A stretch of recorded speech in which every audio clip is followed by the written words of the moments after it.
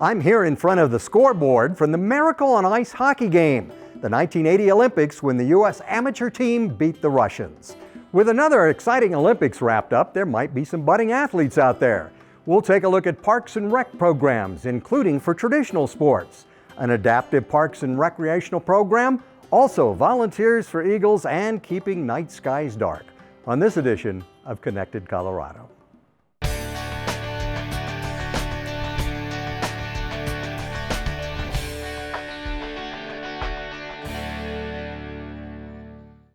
Hi everyone, I'm Gary Shapiro at the U.S. Olympic and Paralympic Museum in downtown Colorado Springs. We're going to be joined by a silver medalist in just a bit and learn all about this wonderful place. But first, the golf courses in Arvada. They're not only a great place to play, they're great for the environment too. The Audubon Sanctuary program for golf was developed in the 1980s as a method to promote the efforts that golf course superintendents do on their golf courses. How do you reduce chemical applications? How do you conserve water? And how do you maintain habitat that is inclusive for a lot of different forms of wildlife? We have two hives. They're called Flow hives. It's a brand out of Australia, actually. They're very unique in how you can harvest the honey out of them. Promoting pollinators is extremely important with food production and just overall environmental sustainability that the golf course can be a part of. We in the past have experimented with trying to develop some of these pollinator gardens. We have an area, it's over on the silo course, but it's right next to the Ralston Creek trails. We got off to a great start and we got about 4,000 square feet established. We have a weather station on site. It monitors solar radiation, wind speed, humidity, measures the amount of precipitation you get. There's a whole equation, mathematical equation that gives you what is called an evapotranspiration number. It gives us 0.22. That software will adjust every single head, which is over 2,500 of them on this property, to put down exactly that amount of water. You'll see around almost every one of our ponds here at Westwoods and Lake Arbor, you will see cattails, you will see longer grass. Those are defined as buffer zones. So even where you see the longer plants, we do not apply any pesticides or any fertilizer within 15 feet of those taller plants. And that creates a buffer zone where if we have a large rainfall event and there's stormwater runoff, it filters that water, it slows the water down so the sediment and the fine particles can naturally be filtered out as it enters our surface water system. To learn more, visit arvadaco.gov/Audubon. The museum has an exhibit on Bob Beeman's record long jump in 1968 in the Mexico City Games. 29 feet. He started there and jumped all the way to there. We're joined now by Michelle Ducer-Farrell. She is with the U.S. Olympic Committee and she is a silver medal gymnast for Team USA. Thanks for joining us. Thank you. Talk a little bit. It was 1984. You were very young. You won a silver medal. What was that like? It was amazing. So I was born and raised in Southern California. The games that year were in Los Angeles. So to get to compete at a home games, really in my hometown, was phenomenal. We as a team won a silver medal in the team competition. So very proud to be wearing USA on the back of my, jersey and to have that medal hanging around my neck with family and friends there to watch and cheer us on and just to be part of a, amazing team altogether. I can't imagine what that must have been like, especially being at home. How did you get there? Talk a little bit about your Olympic career. So I was an active kid and my mom was looking for something for me to do to burn some energy, so she enrolled me in a gymnastics class and loved it from the very first day. I was then later on inspired by Nadia Comaneci, who at that time was the first athlete to score a perfect 10. So for me, that was really amazing to watch her do that, and it really inspired me to pursue that dream of making an Olympic team, and was so fortunate to do the work and be chosen as a member of Team USA. But I'm now a great fan of the sport, love watching our athletes, amazing, things that they do and cheering them on. So I've really had an amazing journey in the sport, but also made a lot of great friends and lifelong relationships from it. You are a very special club, that's for sure. We are in this beautiful building, the U.S. Olympic Paralympic Museum in Colorado Springs, and one of the exhibits is your leotard. So yes. when you come up and walk past this, what goes through your mind? A lot of memories. It takes me back to our training camp when we received packages of our kits and our uniforms. So we pulled this leotard out, and it was very bold in its design. So back then, leotard designs weren't that bold and kind of outright. And so when we saw it, our coaches immediately said, that's the leotard you're going to wear for the team final. We're competing in the US. And I want to draw your attention to that little American flag on the right sleeve. We had to make an addition to our leotard and our uniform to make sure that that was represented on the uniform. We weren't sure if the actual design would qualify, so we actually found those little American flags at a stationery store, and we hand sewed them on. And so, back then we didn't have a lot of money and support like our athletes do now. So we just did, we made do with what we could find, put that little American flag on the uniform, and made sure that our uniforms were in compliance. And nowadays you see uniforms of today, and they will have that a little American flag on the sleeve. So that we feel like story. we kind of started a little trend. Yeah, that is a great story Yeah. for sure. This building, as we mentioned, is just a wonderful museum. All kinds of sports represented. You were involved with the design of this building, correct? I was, yes. Talk a little bit about that. So early on, when the idea of doing a museum here in Colorado Springs was taking shape, and some of the key players in that process were starting to bring in key partners, I was connected through a friend with the content designers and developers. So we started just having conversations, and we talked about kind of the journey of an athlete, shared stories. We then gathered other athletes together to share, those common experiences that we had, but also some of those individual unique stories.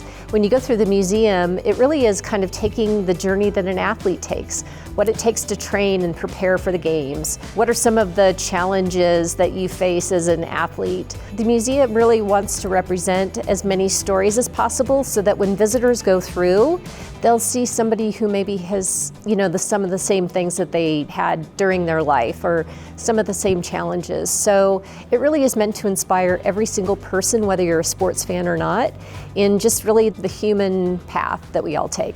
And if you are a fan of the Olympics, the history brings back a lot of memories. And some of it, it's happy and sad memories that are represented here, right? Absolutely. It's the victories and the defeats, and the path to Olympic glory or Paralympic legacy, but also the hurdles and the obstacles that we all face. It's never an easy path, and we want to make sure that's represented and that we share that full story here in the museum. Do you have a favorite part of the museum, or is it just all really great? It's hard to pick a favorite, but I think the one that has a lot of meaning to me is the opening ceremony exhibit. I remember walking into the Coliseum in Los Angeles as a 15-year-old kid, sort of the visceral reaction that I had when we got to the end of the tunnel and you could see the light and the open stadium, and to hear the roar of the crowd when they saw Team USA walking in. I get chills even now thinking about it, because it was so powerful. And it was at that moment that I realized, I'm not just part of the gymnastics team, I'm part of Team USA. And I'm representing every single person that's in this stadium, as a steward of, what we want to bring forward as athletes and as, citizens. And I think that comes through in this museum too. It's a very patriotic place when you walk through it, right? It is.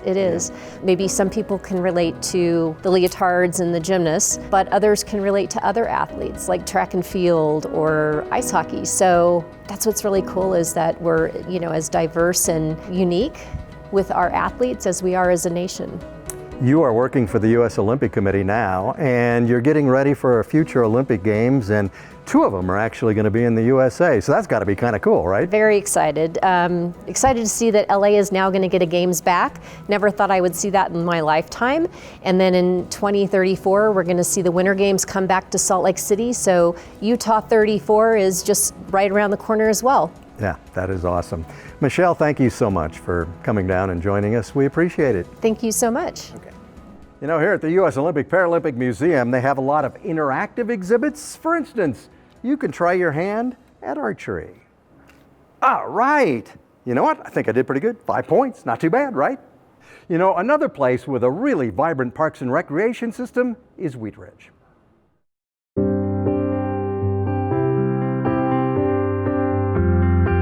Hi, I'm Karen O'Donnell, and I'm excited to tell you the story of Wheat Ridge Parks and Recreation. Not just what we manage, but why it matters and how it's something that this community is proud of. When you look around Wheat Ridge, you'll see the work of our team almost everywhere. From our 21 beautiful city parks spanning 173 acres to 300 acres of open space, 7 miles of trails, and 20 playgrounds, we're rooted in the land and in the lives of the people who use it. We care for picnic shelters, athletic courts for tennis, pickleball, baseball, and basketball, and 3 key facilities: the Recreation Center, which is over 69,000 square feet, Anderson Building and Pool, and the Active Adult Center. We also steward a historic estate, vibrant community gardens, and public art installations that reflect the heart of this city. This is more than just acreage. It's about connection, health, and fun. Hi, I'm Susie Anderson. I'm the Recreation Manager for the Wheat Ridge Parks and Recreation Department. And my absolute favorite thing about working here is working with all of the staff. We're the team that brings the fun, the fitness, the community programs, and the energy to Wheat Ridge. At the Recreation Center, we offer everything from group exercise to open gym time. Our aquatics team runs swim lessons, lifeguards, and public pool time. In athletics and youth programs, we manage leagues, camps, and enrichment classes that give kids a place to learn, grow, and move. At our Active Adult Center, we provide programs that ensure the aging residents have a safe and welcoming place to play, socialize, and thrive. Our therapeutic recreation programs offer inclusive spaces for all ages and abilities. We offer rental spaces in our Recreation Center, Active Adult Center, the Richard Hart Estate, and outdoor pavilions at our parks and outdoor pools. We host special events all year long, bringing fun and connection to the community in every season, like Performance in the Parks and the holiday celebration. We are here today at our outdoor swimming pool, which is an amazing amenity for the community of Wheat Ridge and surrounding cities. We take pride in our highly trained, quick-thinking lifeguards who keep our pool safe, fun, and welcoming for everyone. We have some of the most amazing parks all the way through the Denver metro area. I really enjoy our Parks and Recreation Department.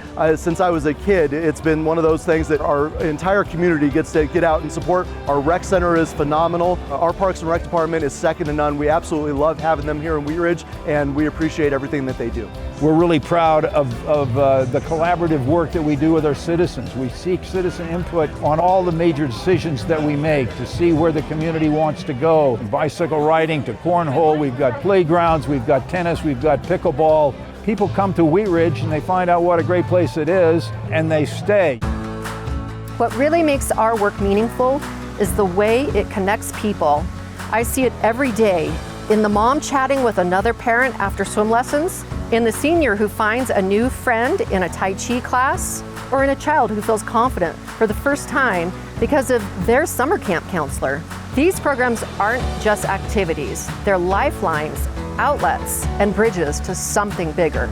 Seeing the citizens use our trails is amazing, and at least we know that our work means something. They use what we do every day, so it helps with housing, it helps with peace of mind, it helps just to be outside, and that's where I love to work, and that's why I like working here. I'm a daily user of our rec center, and I'll talk to a lot of people there that come from other cities that have their own rec centers, but they love our Wheat Ridge Rec Center even more. So I think it's one reason a lot of people move to Wheat Ridge and stay in Wheat Ridge is our Parks and Rec system. I have all these happy memories of taking my kids to parks, spending their birthdays at these parks, and if you want to spend your time in Wheat Ridge, check out all the different parks, spend some time on a walk around, ride your bike to them. Whether it's new playgrounds, looking at how we steward public places like the beloved Clear Creek Trail, how we do our pool to make sure it's a welcoming place to everyone, and then how do we do places like the Green where our community is just welcome at any time to hang out and connect with one another. It's one of the things that makes me really proud to serve on the Wheat Ridge City Council is our Parks and Rec meets our community where it is through engagement and thoughtful programming, and I see that paying off for years ahead.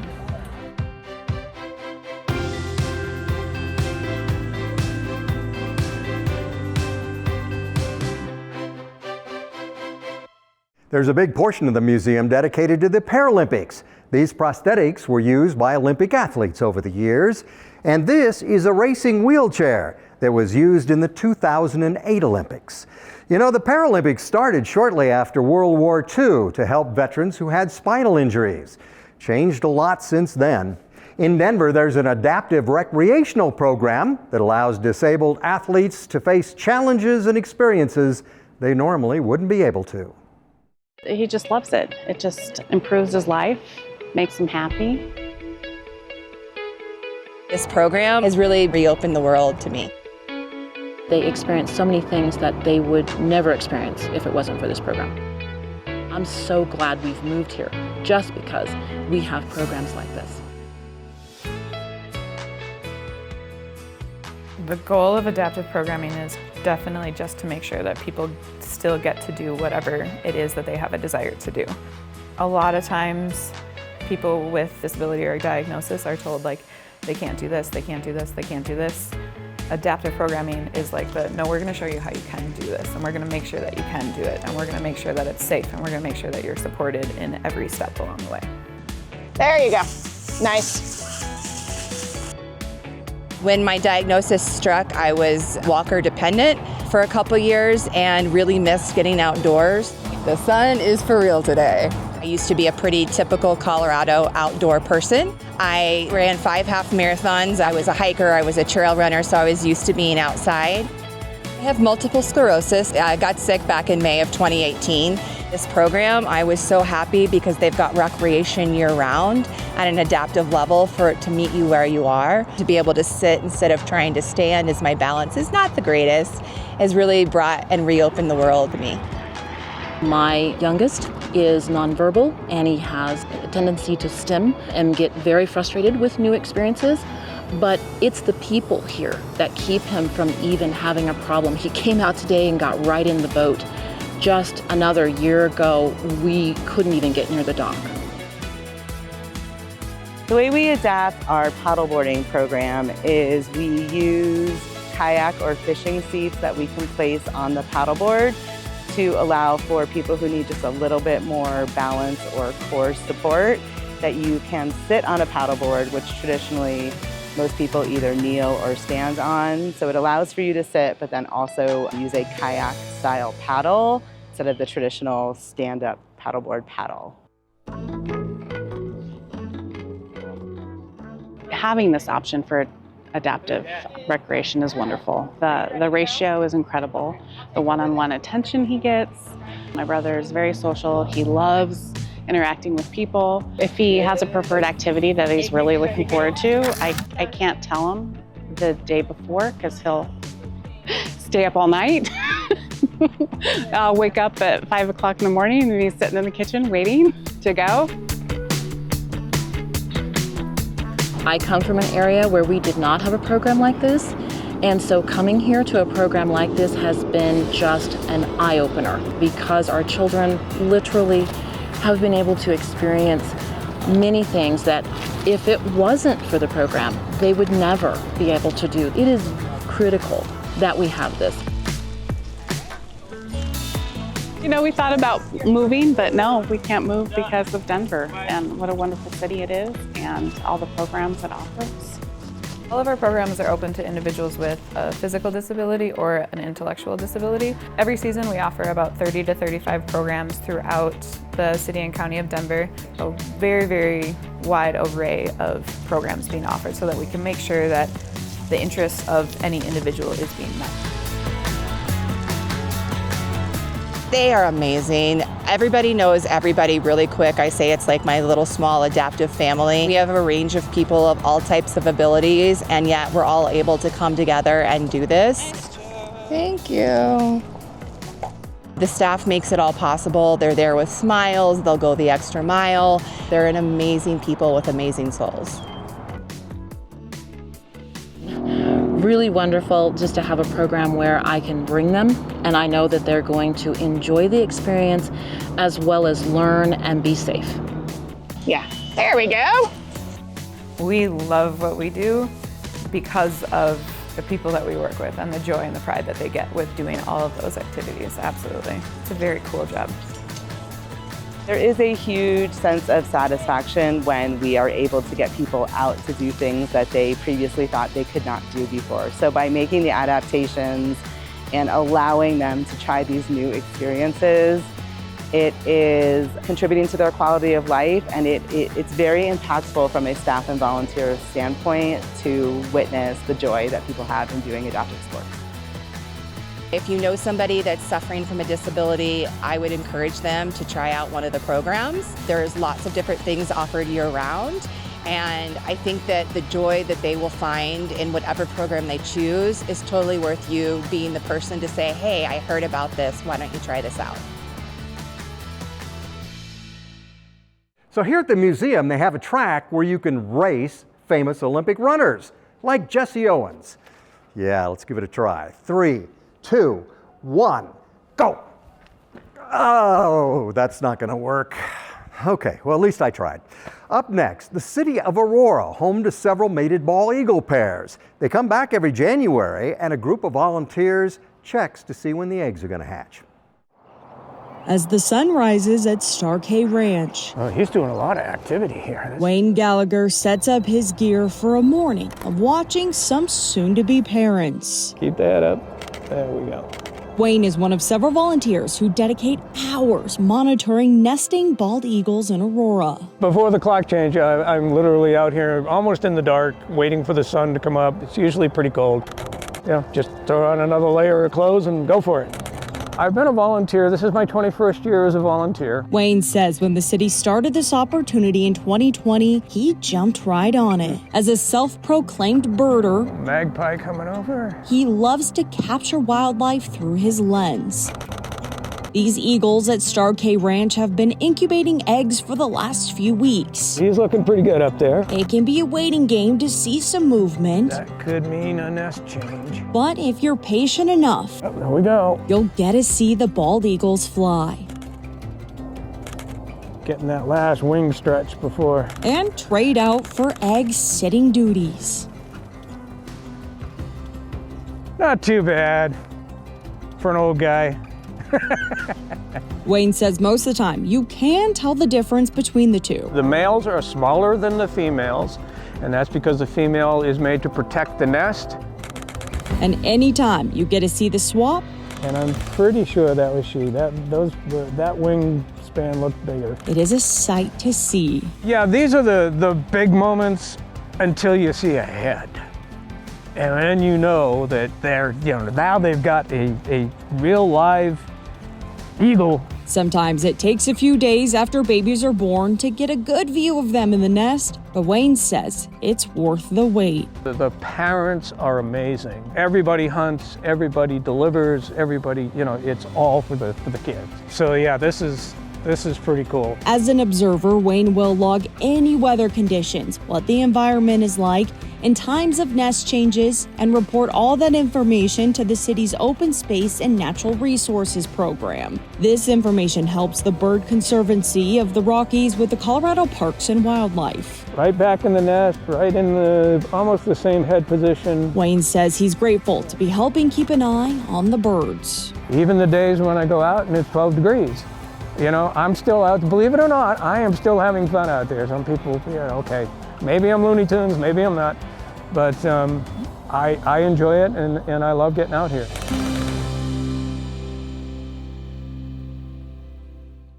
One of the really cool displays is all the relay torches from the Olympic Games. Sochi, Rio, Tokyo, Beijing, even Paris. They're all displayed here at the U.S. Olympic Paralympic Museum. When you walk into the U.S. Olympic Paralympic Museum, you're greeted by a giant video screen that shows, among other things, Olympic highlights from over the years. A couple of years ago, we told you about a Firefly tour in Fort Collins. Now for some other nighttime recreation there. They're working to protect dark skies so that you can do some stargazing. I'm Ginny Sawyer. I'm a project and policy manager for the City of Fort Collins, and I'm part of the City Night Sky team. The Night Sky team and the Night Sky Initiative came together in an effort to protect the night sky. So we really look at all outdoor lighting, city-owned and privately owned, and try to educate and inform and model best practices for outdoor lighting so that we can all see the stars as we go forward.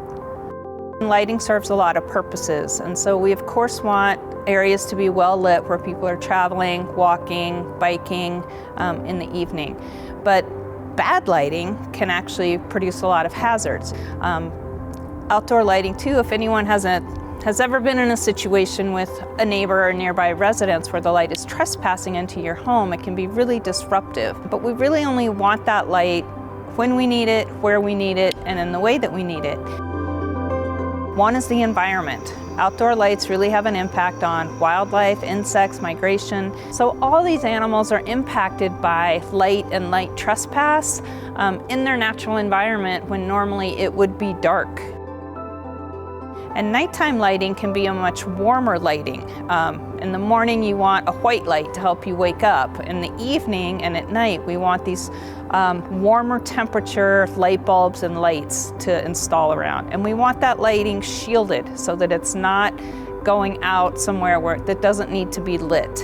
That's both energy efficient, environmentally friendly, and I mean if we don't have our lights on all the time too, we're going to save some money. What we do here also has an impact regionally.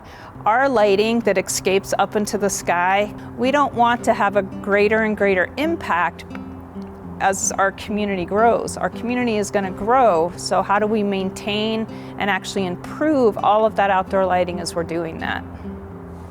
It was really surprising actually how many different departments across the city really touch outdoor lighting, whether that's our own lighting on city facilities, all of the street lights through town, or whether it's through our building and land use code regulations that address the types of lighting that go on homes and commercial buildings. Our light and power crew on there because obviously they maintain all the street lights and we're learning how to dim those. The technology on those is getting better every day. We have our facilities folks because obviously we own a lot of city facilities and parking lot lights, and we want to make sure we're modeling best behavior in this space. We have our environmental services group on there. Air quality relates to the night sky quality as well, so we are partnering with them. Our natural areas folks are obviously heavily invested in this to protect those natural areas, both urban and outside. Many of our folks are part of local astronomy clubs, and they partner with our natural areas folks because they do stargazing evenings together multiple times throughout the year, which is really fun. So we work with the National Park Service because they do a lot in this space in their national parks and some of the facilities they have there and are heavily invested.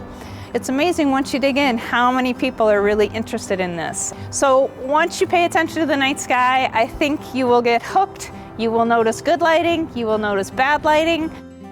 Hopefully you will be on board to spread the word about good lighting, and this can very organically happen throughout our community. And now that we're measuring over time, we will be able to really tell a story of how we have maintained and protected our night sky, because we all want to see the stars.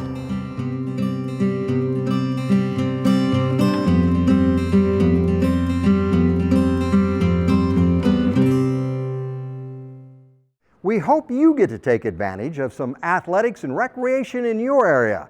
And thanks to the U.S. Olympic and Paralympic Museum for having us. It's a great place. We hope you get to Colorado Springs to see it. I'm going to try my hand at a little slalom skiing here. All right, let's give it a try. This is the practice run, right? All right, not too bad, huh? Still on my feet? All right. All right, I can see the finish line coming up. And yes, done! Thanks for joining us on Connected Colorado.